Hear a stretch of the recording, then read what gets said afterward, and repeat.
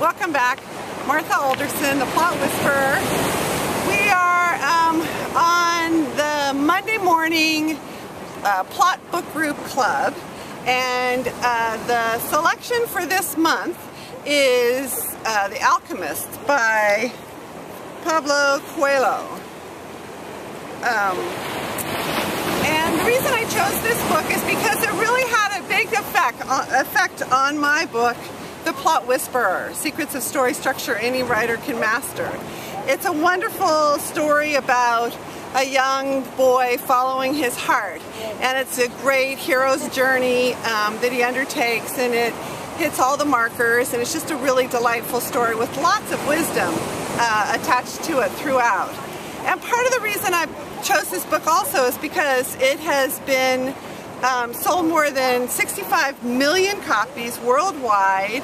It's been published in 150 countries, and it's been, for 30 years, it's been an international best-selling phenomenon. So I think it's, even though it's a little book, I think it can teach you a lot about plot, a lot about structure, and a lot about what's needed to sort of create that kind of a bestseller. So we started last week about, or 2 weeks ago, about energetic markers. And then last week we started on the first energetic marker, which I started at the climax. I'm always sort of a little backwards, and I started at the end of the book, just because so many writers never get there, or they don't really think about that. So this week we're going to talk about the end of the beginning. And I'm sorry I'm yelling, but I'm trying to talk over the waves. And the reason we're doing the waves today is because the humpback whales are in town.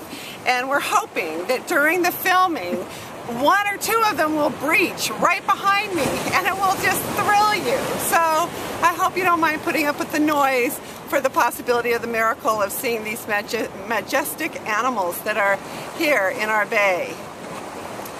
Alright, so this young man, the protagonist in The Alchemist, travels. He listens to his heart. He goes to his father. He tells his father, I don't want to be a priest. I want to travel. I want to be an adventurer. And so rather than doing what society or his family had dictated, he then undertakes the hero's journey. And at the end of the beginning scene, which hits in this book on exactly 1/4 of the page count, which is exactly where it should come, somewhere around the 1/4 mark, is the end of the beginning. He has started his travels. He sold some of his sheep, and he has met a mentor who has sort of supported him, and he has traveled to Africa. And once he gets to Africa, he looks for a guide who can guide him to see the Great Pyramids, because that's where he thinks his treasure will be. And when he trusts a man who didn't prove himself to be trustworthy, he gives him all his money. And in so doing, he ends up with losing all his money. He's all alone in a country where they speak a different language than he does. And it really shows the end of the beginning. He is no longer in the safety of an environment that he understands. All the rules are going to change. The language is changing. The dress is changing. Everything is changing, and he's now going to enter an exotic world. So what I want you to do is to look on your story, find a place around 1/4 of the way through the book, or wherever it shows up. You might have way too many scenes at the beginning that will need to be cut. But look for where the energy really shifts, where everything changes, where the beginning is no longer happening, that it's not introductory anymore. Now we're going to deepen the story and get into the heart of the story, where the real drama starts to take place. I want you to find it.